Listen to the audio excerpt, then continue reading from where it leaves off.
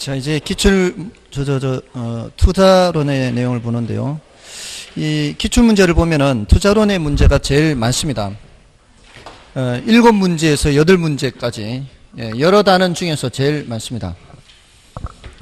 사람들이 이제 가장 힘들어하는 부분 중에 하나가 바로 이 투자론이에요. 그 다음에 감정평가론. 감정평가론이 어떻게 보면 제일 어렵고요. 근데 그래봤자 뭐 사람 사는 세상 얘기입니다.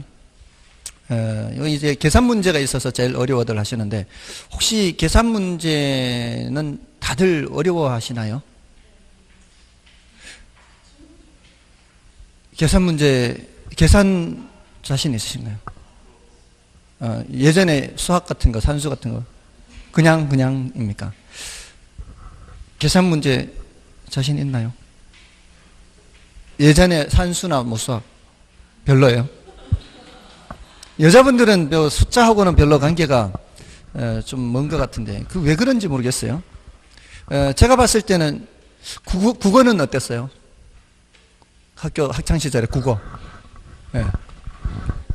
국어는 괜찮았어요? 그러면 상대적으로 국어는 괜찮았어요? 다들 그런가요? 수학보다는 국어? 제가 봤을 때는 국어를 잘하는 사람은 수학을 잘할 수가 있어요. 왜냐하면 수학도 하나의 언어입니다. 언어예요, 언어. 기호의 약속일 뿐이죠. 근데 오히려 국어보다도 더 쉽다 생각해요, 저는.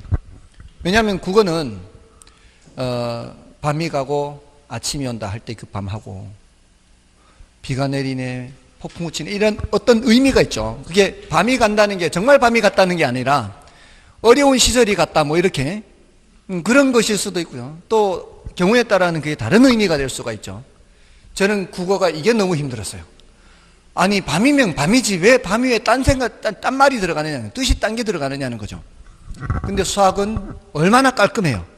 딱 그거 외에는 다른 뜻이 없어요. 그래서 수학을 저는 세상에서 가장 아름다운 언어라고 생각해요. 정말 가장 군더더기 없는 언어입니다.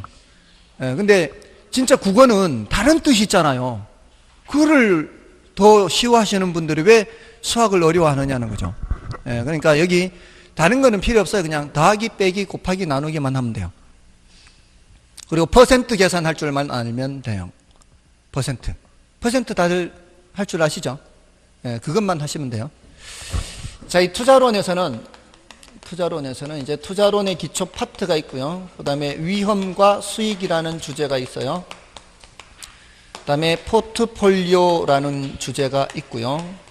그 다음에 화폐의 시간 가치라는 게 있어요. 그 다음에 투자 분석 기법이에요. 현금 수지 측정이 있고요. 돈이 들어오고 나가는 것을 측정합니다. 그 다음에 투자 분석 기법을 적용합니다.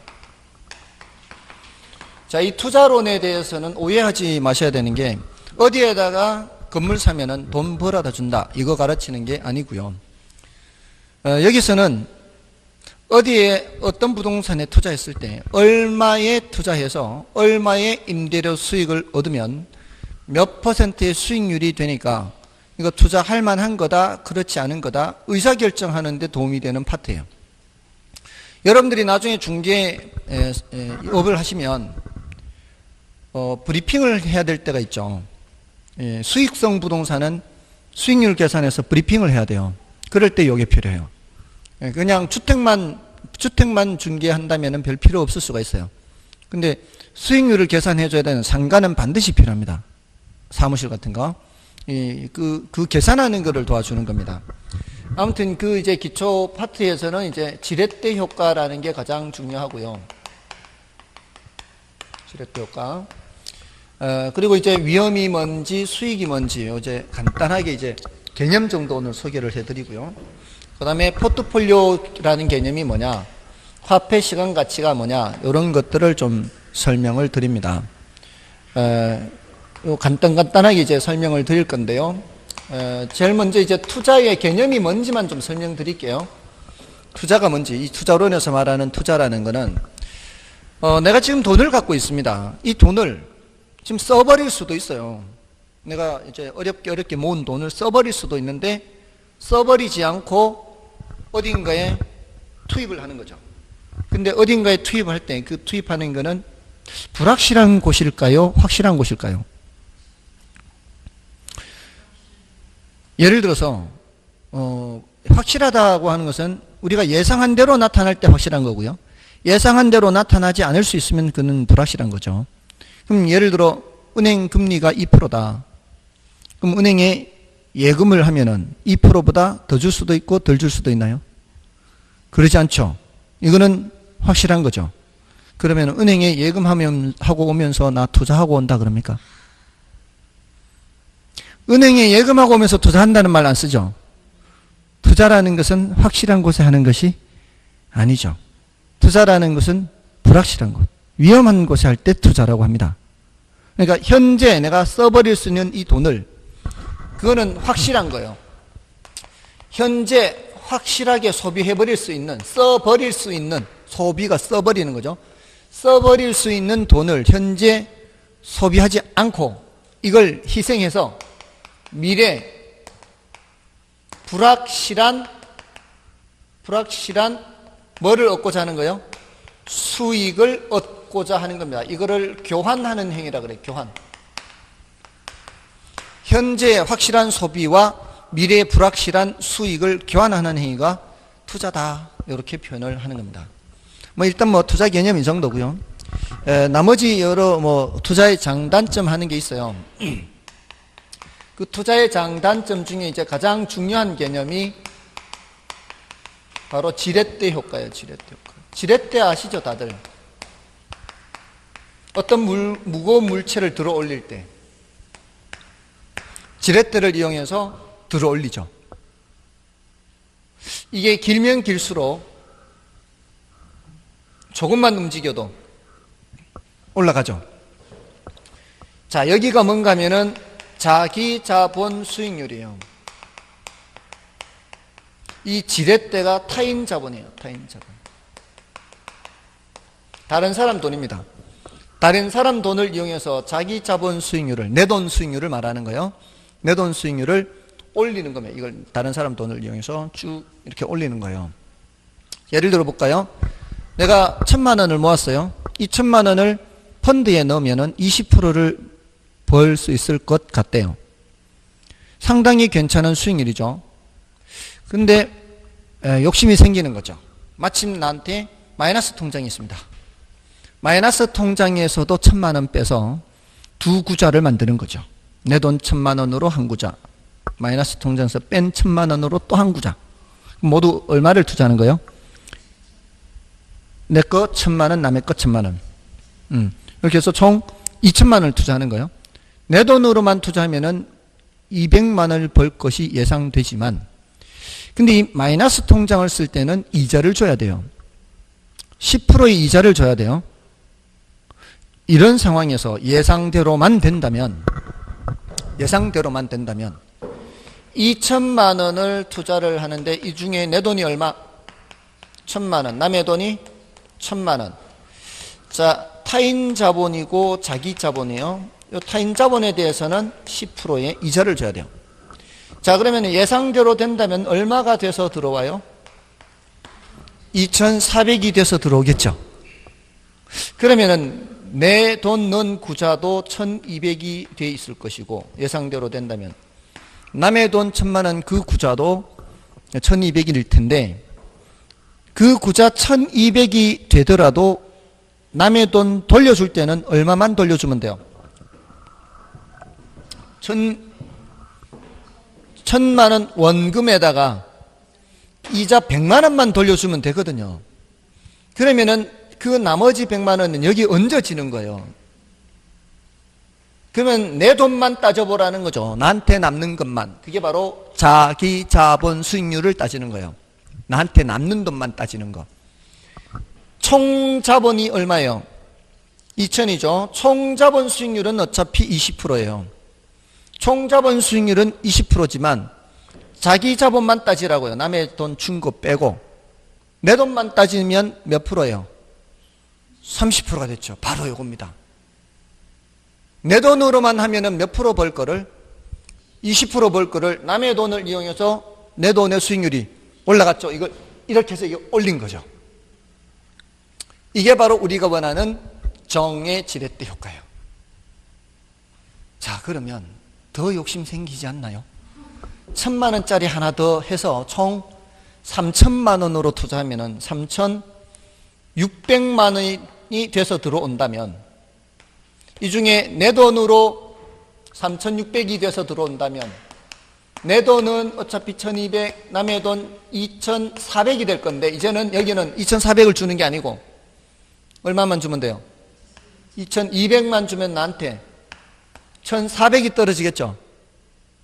어차피 타인 자본은 10% 이자만 주면 되니까, 이제는 2,000을 썼으니까 남의 돈을 2,200을 주면은 1,400이 나한테 떨어지는 거죠. 다시 100이 더 얹어졌죠. 몇 프로? 40% 이제 자기 자본 수익률은. 이쯤 되면 한 1억쯤 하면 어떻게 될까요? 1억쯤 하면은 뭐 한 100 몇십 프로까지도 될 수도 있어요. 자, 지금 이게 점점 올라가는 거죠. 이게 점점 올라가서 남의 돈을 많이 사용할수록 어때요? 점점 더 올라가는 거죠. 근데 우리 인생이 원하는 대로 되는 게 아니잖아요. 이렇게 될 수도 있다는 거죠. 이렇게. 예상은 그렇게 했어요. 20%를. 그렇지만 결과적으로 수익률이 낮아질 수도 있거든요. 지금 이자율하고 총 자본 수익률하고 그다음에 자기 자본 수익률, 지분 수익률이에요.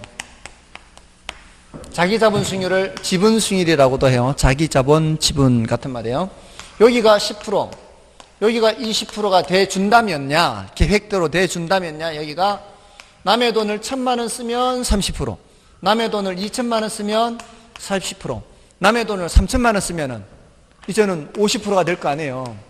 남의 돈을 많이 사용할수록 이게 올라가지만, 이렇게 여기서 이게 10%, 20%, 30, 40, 50, 60 올라가요. 이게 여기 빌린 이자율이 이 위치예요. 총 자본 수익률이 이 위치고. 근데 10%로 빌렸는데 결과적으로 0%가 되면 어떻게 될까요? 이 말이에요. 그렇죠.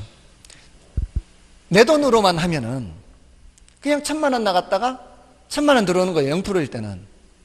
근데 남의 돈으로 쓸 때에는 2,000만 원이 나가서 2,000만 원이 들어오는 거거든요. 총 자본 수익률이 0%란 얘기는 2,000만 원이 나가서 2,000만 원이 들어오면은 어차피 남의 돈 사용에 대한 대가는 1,100은 딱 고정돼 있단 말이에요. 그러니까 나한테는 얼마 떨어지는 거예요? 900이죠. 그 이자를 내 원금에서 준 거예요. 그러니까 얘가 몇 프로 되는 거예요? 마이너스 10% 되는 거죠. 근데 남의 돈을 2,000만 원 쓰면 그 두 번째 1,000만 원에 대한 이자도 내 원금에서 줘야 되니까 그때는 여기 마이너스 이렇게 되는 거죠. 이게 바로 우리가 원하지 않는 부의 지렛대 효과예요. 그러니까 부동산 투자 장점에서 말하는 것은 이 정의 지렛대 효과를 말하는 거예요. 이 부의 지렛대 효과는 원하지 않는 거죠. 결과적으로 이렇게 되는 거죠. 이걸 기대하고 남의 돈을 사용하는 겁니다.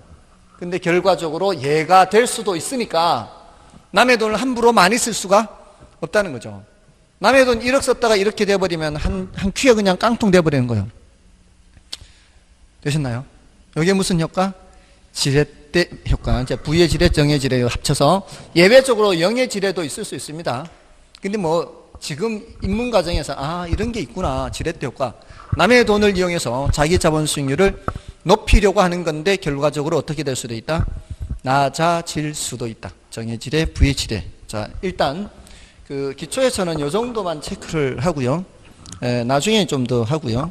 그 부동산 투자의 장단점 이런 나머지 내용들 중에서는 그 소득 이득, 자본 이득 이걸 꼭 체크하세요. 이 용어는 알고 계셔야 돼요. 앞으로도 계속 나올 거니까.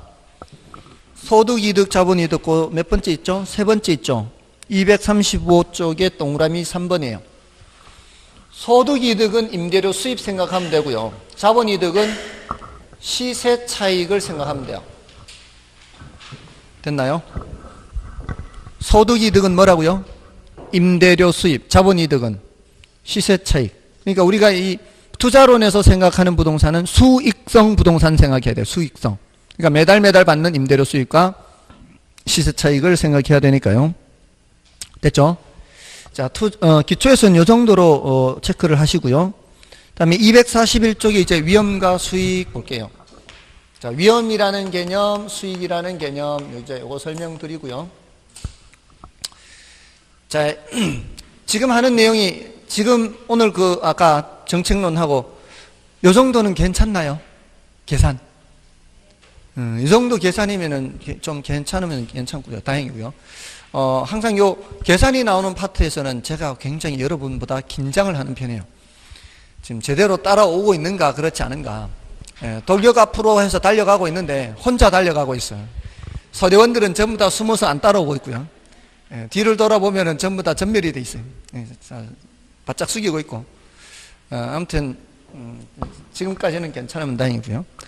자, 위험이라는 거를 이제 여러분들이 좀 깨야 돼요. 생각을 설명 들으세요. 위험이라는 거를 손실 가능성 요렇게만 생각하면은 반쪽만 생각하는 거예요. 위험이라고 하는 거는 예상치로부터 벗어날 가능성 이렇게 해야 돼요. 조금 전에 제가 예를 들면서 1년 뒤에 예금 이자율이 2%다. 그럼 2%보다 더 줄 수도 있고 덜 줄 수도 있다. 아니라 그랬죠. 이거는 예상치에서 벗어날 가능성이 없죠. 이러면은 위험이 없는 거예요. 확실한 거예요.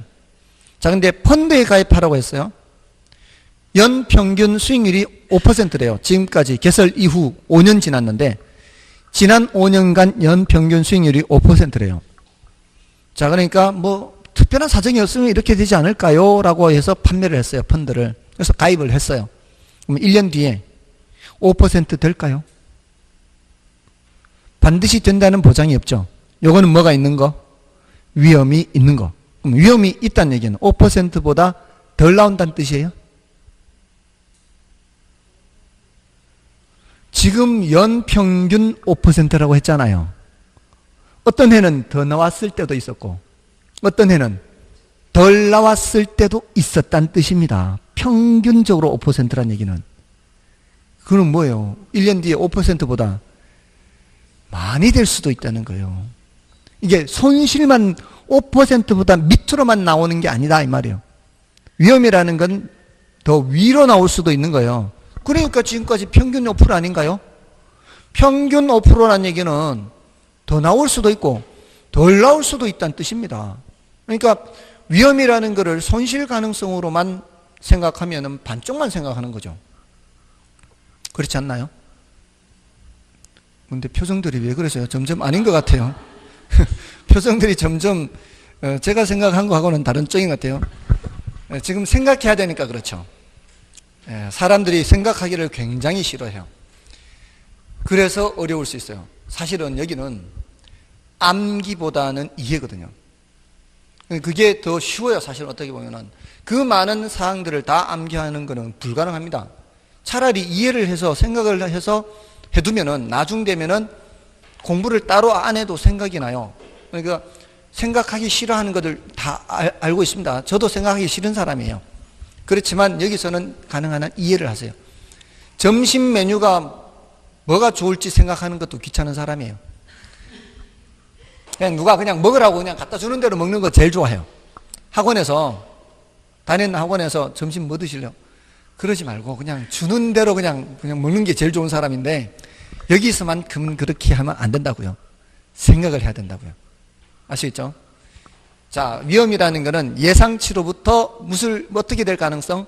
벗어날 가능성. 이게 아래로 떨어질 가능성이 아니라 예상치로부터 벗어나는 게 위로 벗어날 수도 있고 아래로 벗어날 수도 있다 이 말이에요. 아시겠죠? 자, 근데 이제 그걸 이제 어떻게 측정을 하느냐? 자, A, B를 한번 볼게요. 둘 다 1억을 투자하는 거예요. 이것도 1억 투자하고. 자, 호황일 때, 잘 될 때요. 확률은 50%. 불황일 때, 못 될 때요. 확률이 50%예요. 잘 되면 얘는 1억 9천이에요. 못 되면 5천이에요. 잘못되면은. 확률이 반반인 것의 의미가 뭔가 하면은 A라는 통 속에 탁구공 2개가 들어있어요. 하나는 1억 9천이 적혀 있고 하나는 5천이 적혀 있어요. 1억 내놓고 통 속에 공을 뽑는 거예요. 1억 9천 적혀 있는 거 뽑으면은 9천 얹어서 돌려주는 거고요. 5천 적혀 있는 거 뽑으면은 5천만 원 떼고 5천만 원만 돌려주는 게임이에요. 돈 놓고 돈 먹기예요. 확률 50%의 의미는 그거예요. 자, 이러면 지금 통 속에 공을 뽑기 전에 예상되는 값을 얼마라고 생각하는 게 합리적이겠어요? 1억 9천. 굉장히 낙관적인 분이세요. 1억 9천. 이거 뽑을 가능성은 전혀 고려하지 않고 미래는 희망적이야. 아주 긍정적입니다. 굿. 1억 2천. 왜 1억 2천이라고 생각하셨죠? 이럴 수도 있으니까.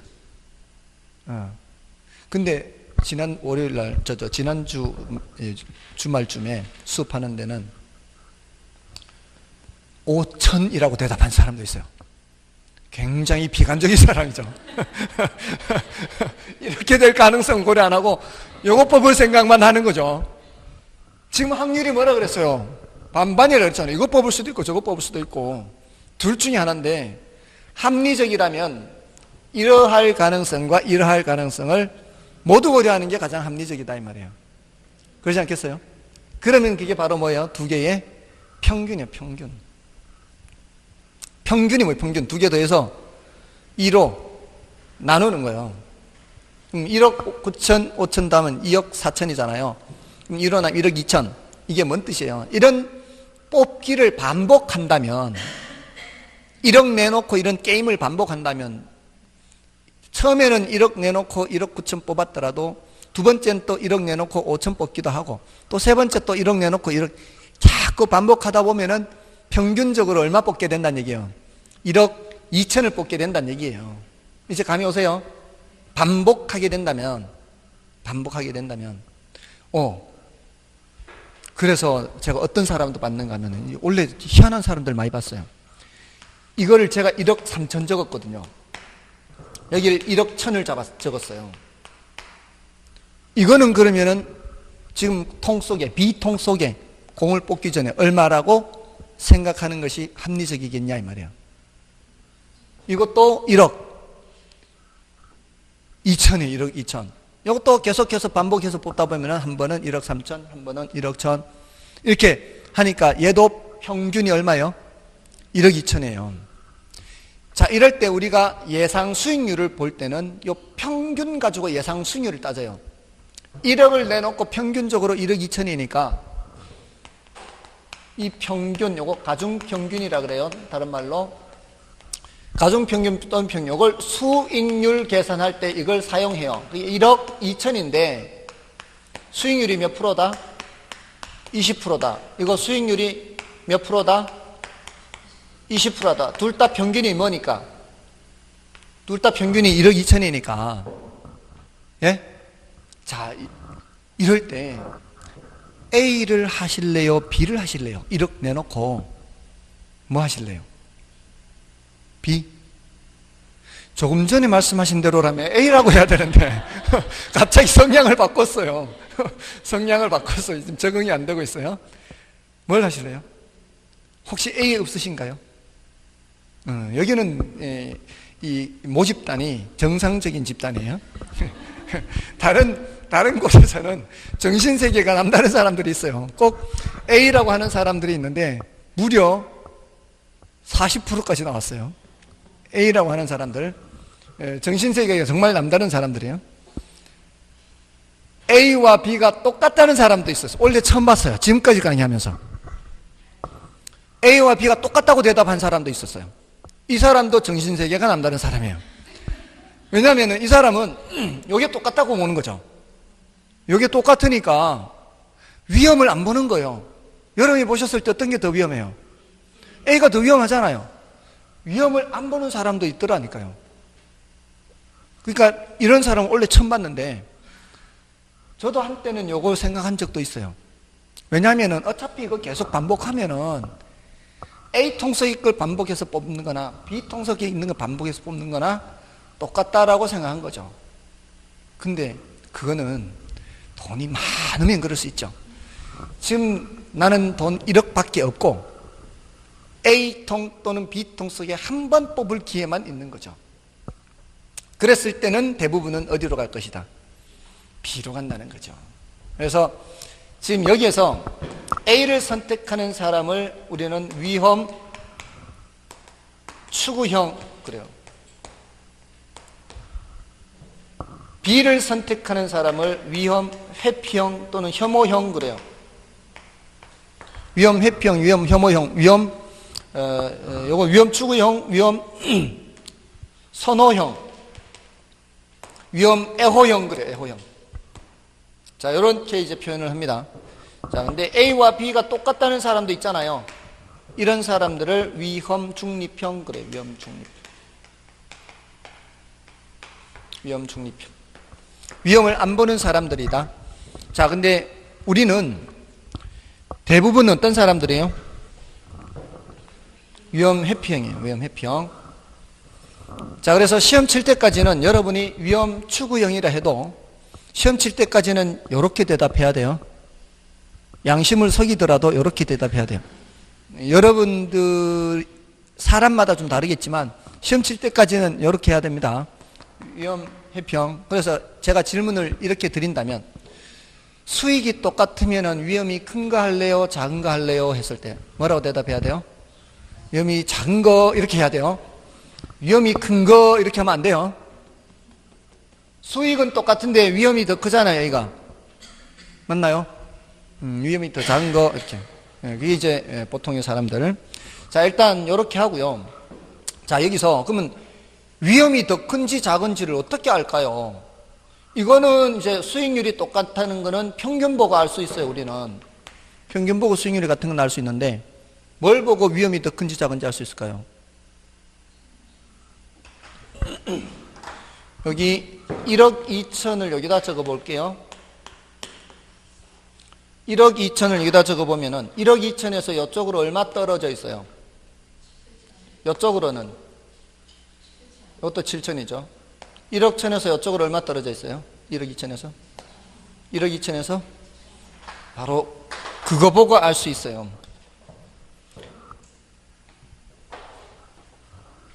이쪽에 있네. 요 놈은 아래 위로 모두 7천 떨어져 있죠. 요건 아래 위로 1000 떨어져 있죠. 요 크기 보고 우리는 위험의 크기를 파악하는 거예요. 평균치에서부터 떨어진 거리가 크면 위험이 큰 거예요. 진폭이 큰 거죠. 작으면은 위험이 작은 거예요. 진폭이 작으면 위험이 작은 거. 됐습니까? 근데 요거를 뭐라고 하는가 하면은 요 노란색으로 쓴 거를 표준 편차라 그래요. 표준 편차. 표준 편차를 제곱하면은 분산이라 하거든요. 여러분들 예전에 다 배웠을 테지만 다 까먹었겠죠? 근데 굳이 저런 거는 계산은 안 해도 되니까 개념만 알면 돼. 아, 표준 편차나 분산을 보고 우리는 뭐를 알 수 있다? 위험을 알 수 있다. 평균을 보고 뭐를 알 수 있다? 수익을 알 수 있다. 이것만 이제 기억하면 돼요. 그러니까 이 개념을 알면 돼요. 앞으로 투자론에서 표준 편차나 분산이 나오면 뭔 뜻이에요? 위험이란 뜻이고, 평균이란 단어가 나오면은 수익이란 뜻이다. 이렇게 번역하면 되는 거예요. 그러니까 이게 개념이 어려운 것이 있고요. 낯선 것이 있죠. 낯선 거는 어려운 거하고 구별해야 돼요. 어려운 거는 이걸 이해하려고 했는데도 이해가 안 되는 건 어려운 거고요. 이해는 됐는데 낯설은 거는 반복을 하면 되는 거예요. 그러니까 어려운 거는 버리면 되는 거지만 낯선 거는 버리면 안 되는 거죠. 개념을 알게 됐으면 그걸 이렇게 익숙하도록 해야 되는 거예요. 번역을 할 수 있도록. 자, 그래서 요거는 표준 편차가 7천이고 요거는 표준 편차가 1000. 위험이 7천, 1000 이렇게. 앞으로 이거 계산은 안 할 겁니다. 계산은 안 하고 개념이 이제 위험이다, 수익이다. 그래서 위험은 뭘로 측정한다? 표준 편차나 분산으로 측정을 한다. 그 다음에 수익은 뭘로 측정한다? 평균으로. 수익 또는 수익률은 가중, 평균, 가중을 생략할 수도 있고요. 이렇게 평균을 측정한다. 됐죠? 자. 자, 일단 이번 수는 이제 위험 수익 개념은 그런 거예요. 그래서 이 정도로 말씀을 드리고 242쪽에 가시면은 투자자의 위험에 대한 태도가 나와 있고요. 그죠? 그다음에 243쪽에 부동산 투자 위험의 유형 및 수익률 정리에서는 부동산 투자 위험의 유형은 이제 나중에 설명드릴 거니까 지금은 패스하고요. 이런 개념이 있다라는 정도로만 하면 되니까요. 수익률로 가보세요. 수익률. 자, 위험은 이렇고, 위험은 이렇고요. 수익률에서 우리 교재의 244쪽에 기대 수익률이라는 게 있죠. 그 다음에 246쪽에 가시면은 요구 수익률이 있어요. 자, 그 정도 이제 개념을 설명드릴게요. 수익률 중에 기대 수익률, 요구 수익률. 요 개념 구분하는 거예요. 이거 의외로 이거 한단 오랫동안 이거 구별을 못하면은 어려워요. 이거 헷갈리기 때문에 이거 앞으로 이걸 헷갈리지 않도록 해야 돼요. 자, 이 기대 수익률이 어떤 개념인가 하면은 이렇게 번역해서 생각하세요. 기대 수익률은 예상 수익률. 그럼 A의 예상 수익률이 조금 전에 A의 수익률이 20%죠. B도 수익률이 20%잖아요. A로부터 예상되는 수익률, 이게 기대 수익률이에요. 오늘 개념 구분을 확실하게 해야 돼요. 기대 수익률과 요구 수익률. 자, 아까 이제 A 할래요, B 할래요 했을 땐 당연히 대부분 B를 할 거 아니에요. 근데 이제 요거는 지우고 A만 놓고 물어볼게요. 질문할게요. A만 놓고 이제 A의 예상 수익률이 20%예요. A의 예상 수익률이 20%예요. 위험은 이런 정도고요. 자, 그러면은 자, 요것만 놓고 물을게요. 이거 A라는 거 하실래요? 안 하실래요? 안 할 것 같아요. 그러니까 사람마다 다를 수 있어요. 그러니까 조금 전에 A하고 B하고 뭐 할래요? 그러면 거의 대부분은 B를 한다고 하겠죠. 근데 A를 하실래요? 안 하실래요? 하면은 안 하신다 그랬어요. 자, 그러면은 제가 한번 평가를 해볼게요. 속 마음을 평가를 한다면 이 정도의 위험에 이 정도의 수익률은 좀 적다라고 볼 수 있다는 거죠. 또는 이 정도의 수익을 얻기 위한 위험 부담이 너무 크다라는 것으로 해석할 수 있지 않나요? 맞죠? 제 해석이 맞죠? 그러면 이걸 좀 올려볼까요? 7천으로. 7천으로 올리면은 평균이 1억 3천이 될 거예요. 더하면 2억 6천이니까. 맞나요? 그럼 여기가 1억 3천이니까 30%가 될 거고, 떨어진 거리는 6천만큼 떨어지겠죠. 위험은 좀 줄어들면서 수익률은 좀 커졌죠. 맞나요? 이 정도면 하실 생각이 있어요? 아니, 지금 이렇게 공부를 하는 거거든요. 그래서 지금쯤은 한다고 얘기를 해야 그 다음으로 진행이 되는데, 그냥 하는 거예요. 이제는 하는 거예요. 자, 아까는 안 한다고 했다가 지금은 한다고 하는 거예요. 그럼 제가 속마음을 평가를 해볼게요. 아까는 뭔가 마음에 안 들어요. 위험 부담에 비해서 수익이 적은 거예요. 근데 이제는 한다는 거는 그 위험 부담에 비해서 수익이 괜찮다고 보는 거예요. 근데 이제 위험도 지금 차이가 났기 때문에 좀 다를 수 있는데, 위험도 똑같다고 치자고요. 그냥 위험도 똑같다고 치면 이걸 두 개 다 올리면 돼. 이걸 2억으로 올리고 2억으로 그리고 여기가 30%가 되려면은 여기가 6천 하면 돼. 6천 이렇게. 그러면 평균 1억 3천 되죠. 1억 3천에서 이쪽으로도 7천, 이쪽으로도 7천. 수익률은 올라갔죠. 위험은 똑같이 7천이에요. 위험을 똑같이 유지를 하고, 위험은 그대로 유지하고 수익률을 올렸을 때는, 이제는 한다라고 했다면, 똑같은 위험인데도 수익률이 올라가니까 한다, 이 소리는 아까 수익률이 20%일 때는 안 한다 그랬다가 수익률이 30%일 때는 한다라고 한다는 것은 이 속마음에는 20%와 30% 사이에 무슨 기준이 있는 거예요. 기준이 있어서 아까는 그 기준을 미달하니까 마음에 안 들었던 거예요. 근데 이제는 그 기준을 넘어선 거예요. 자신도 몰라요. 정확하게 몇 프로인지는. 그냥 느낌으로 가질 수 있는 그 숫자. 그러지 않을까요? 그 숫자가 바로 이분의 요구 수익률이에요. 그 숫자. 요구 수익률이라고요. 근데 지금 여기 안 한다는 사람도 분명히 있을 거예요. 이 정도인데도 나 안 한다. 그런 사람들은 내부적으로 갖고 있는 기준이 30%보다도 높은 거예요. 내부적으로 갖고 있는 기준이 30%보다 높은 사람은 이거 해요, 안 해요? 안 하는 거죠. 이 정도 위험 부담을 하기 위해서 이 30%의 수익을 얻으려고 안 한다는 거예요. 됐나요? 그게 무슨 수익률? 요구 수익률이에요. 그럼 요구 수익률은 사람마다 어때요? 달라요. 달라요. 제가 억지로 시켰지만 사실은 요구 수익률은 30%보다 높은 사람이에요. 그러니까 안 하려고 했던 거예요. 뭔 뜻인지 아시겠죠? 자, 그러면 요구 수익률은 주관적, 객관적이에요. 주관적이에요. 이건 사람마다 달라요. 근데 요거는 여러분이 계산하든 제가 계산하든 어떻게 나와야 돼요? 똑같이 30% 나와야 되겠죠? 아까는 20% 나와야 되고. 이건 누가 계산하든 똑같이 나와야 돼요. 이거는 무슨 수익률? 객관적 수익률이에요. 그러니까 우리가 투자를 하려고 할 때는 내부적으로 판단하고 있는 기준을 넘어서야 하지 않나요?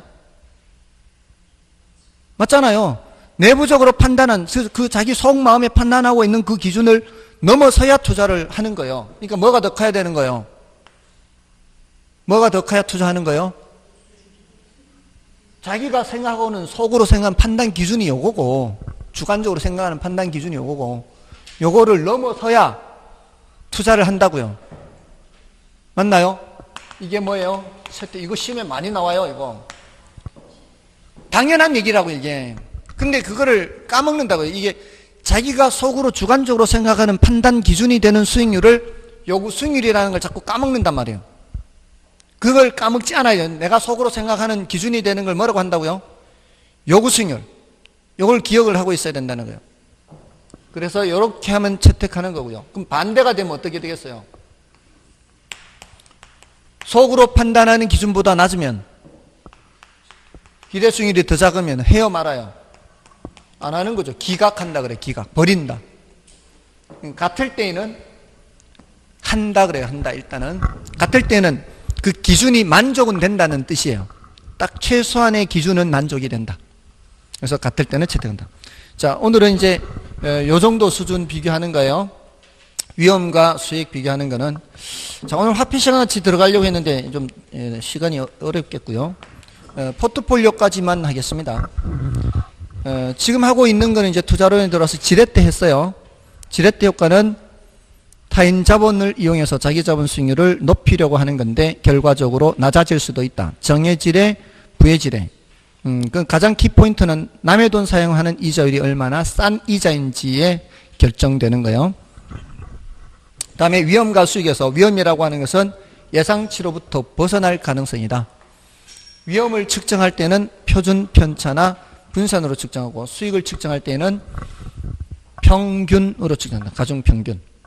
그리고 동일한 수익일 때 위험이 작은 것 선택하는 사람.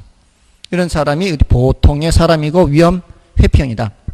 동일한 수익일 때 위험이 큰 걸 선택하는 사람은 위험 추구형이다. 이런 사람들은 예외적이다. 위험 중립형도 있다. 예외적이다. 그 다음에 수익으로 넘어서 수익률은 기대 수익률. 우리가 계산해서 나오는 이 수익률이 기대 수익률이고 투자자가 주관적으로 속으로 생각하는 기준이 되는 수익률을 요구 수익률이라 한다. 그 기준되는 수익률보다는 어때야 돼요? 높아야 하는 거죠. 자기가 속으로 생각하는 그 기준이 되는 것보다는 높아야 투자하는 겁니다. 됐나요? 이제 의사결정 기준 기억하시고요. 자, 이제 오늘 마지막은 포트폴리오. 자, 포트폴리오 들어보신 적 있나요?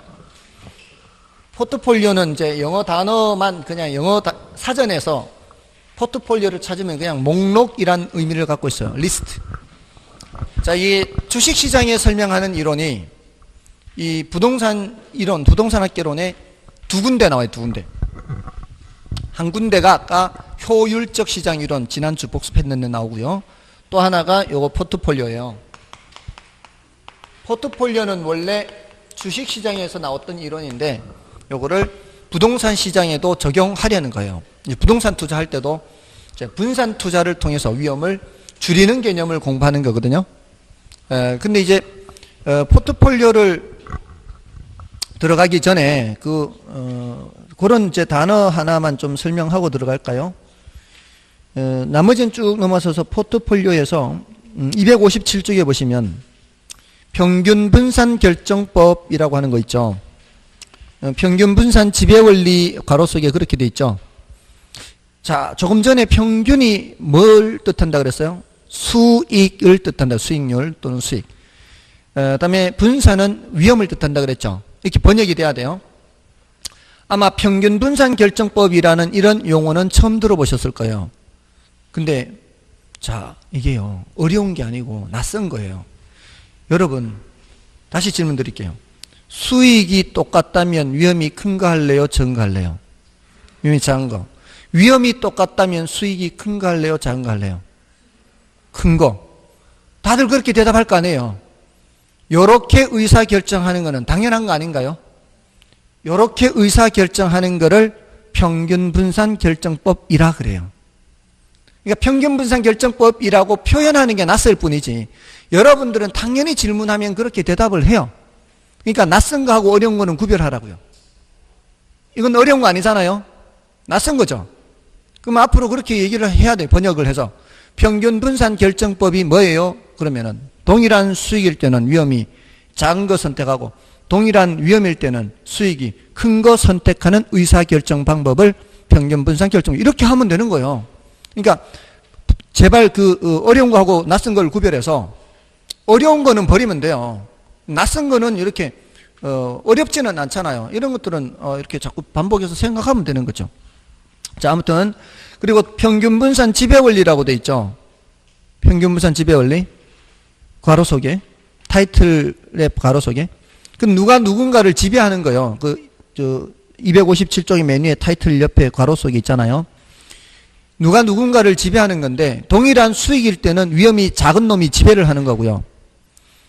동일한 위험일 때는 수익이 큰 놈이 지배를 한다. 이런 의미예요. 그러니까 그게 그 놈이에요. 됐죠? 자, 지금은 이제 그 단어만 좀 체크하고 지나가시면 되고요. 나머지는 이제 나중에 하면 되겠고요. 다음에 이제 260쪽에 포트폴리오 나와요.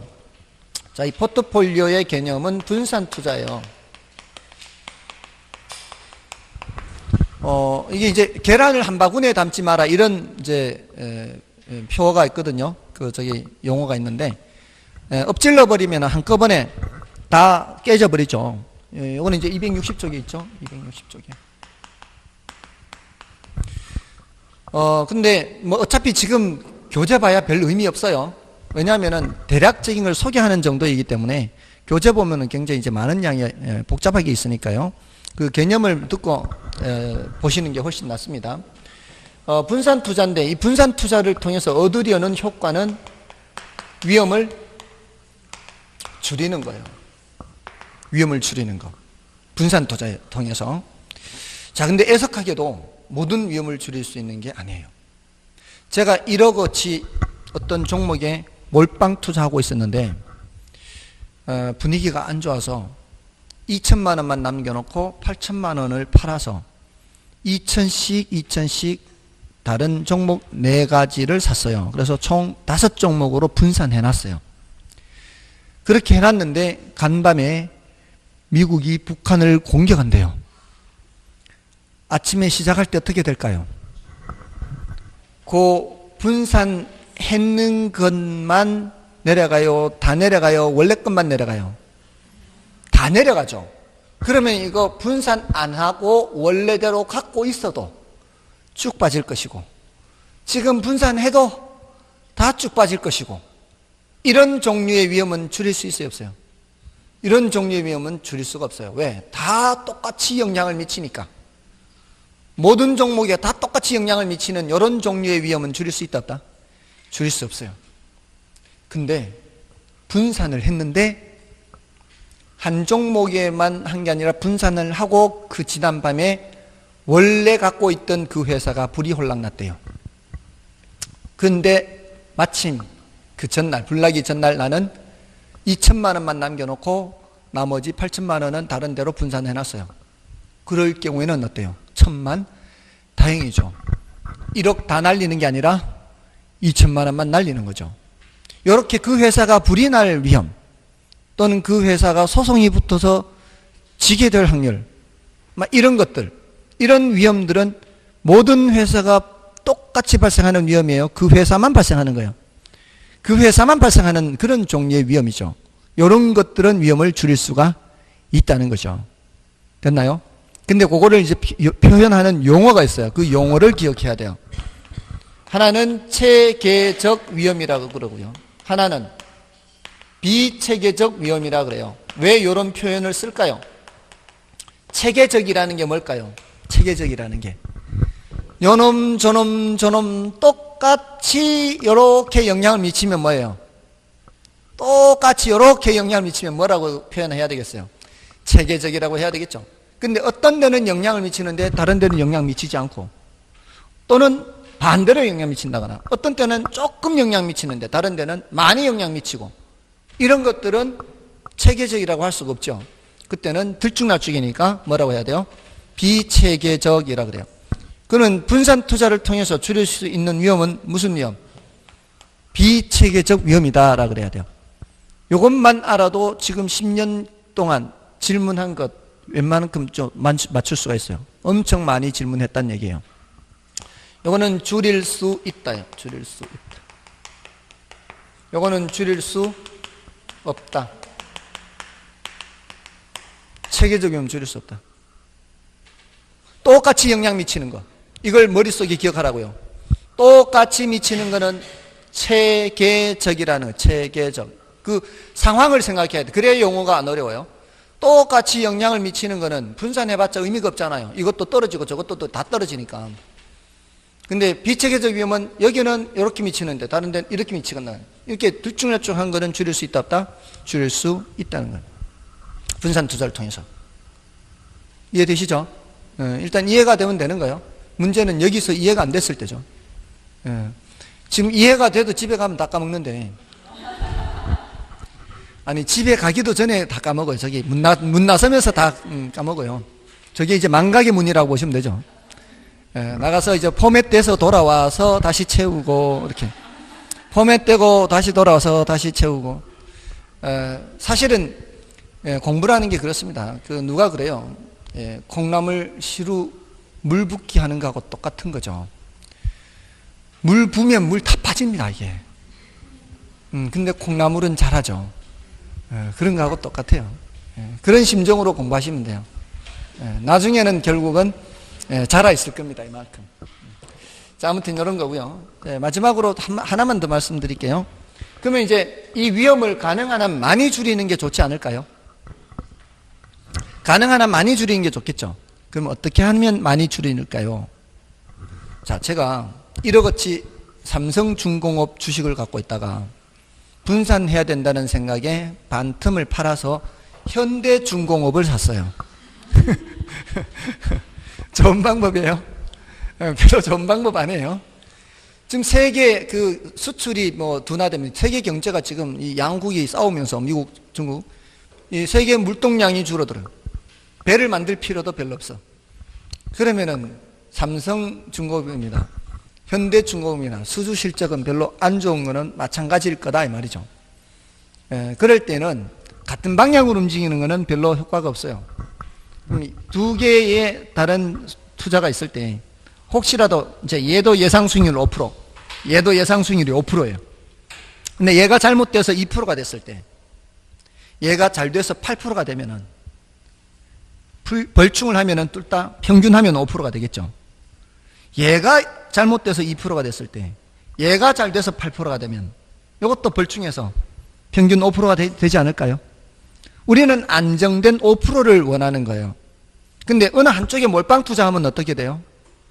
그럼 얘가 전부 다가 2%가 되거나 전부 다가 8% 되거나, 그럼 얘가 전부 다가 2%가 되면 전부 다 8% 이렇게 되겠죠. 근데 움직임의 방향이 서로 반대가 될 때는 서로 벌충을 해서 안정된 5%를 먹을 수도 있다는 거예요. 그러면 두 개의 수익률의 변동이 같은 방향이 좋다는 얘기예요? 반대가 좋다는 얘기예요? 반대 방향이 좋다는 얘기죠.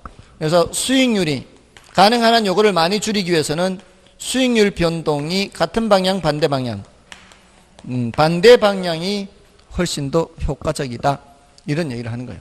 그래서 사실 실제 우리 살펴보면은 이런 행동들을 하는 사람들도 있습니다.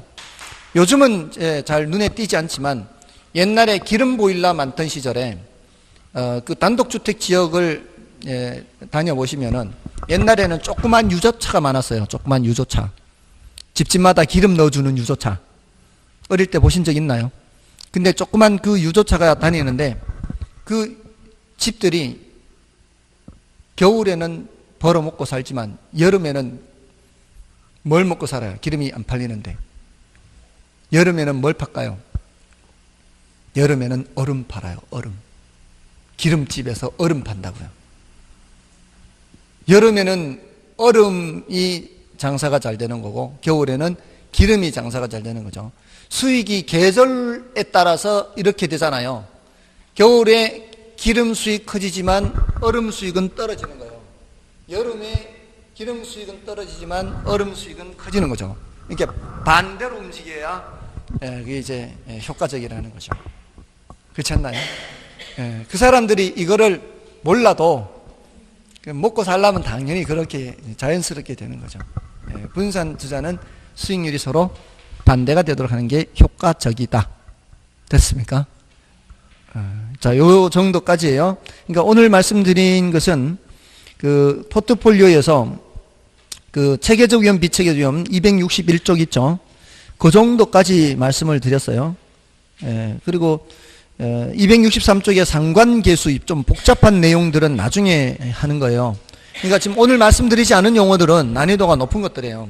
그러니까 난이도가 높은 것들은 일단은 빼고 일단 어떤 개념들이다라는 정도로 지금 소개를 하고 있고요. 오늘 여기까지 설명드릴 계획이었는데 약간 늦어져서 이제 다음 주에 요 내용들하고 바로 금융론 들어갈 겁니다. 그리고 이제 나중에 이제 감정평가론까지. 자, 오늘은 여기까지 하도록 하겠습니다. S였습니다. 감사합니다.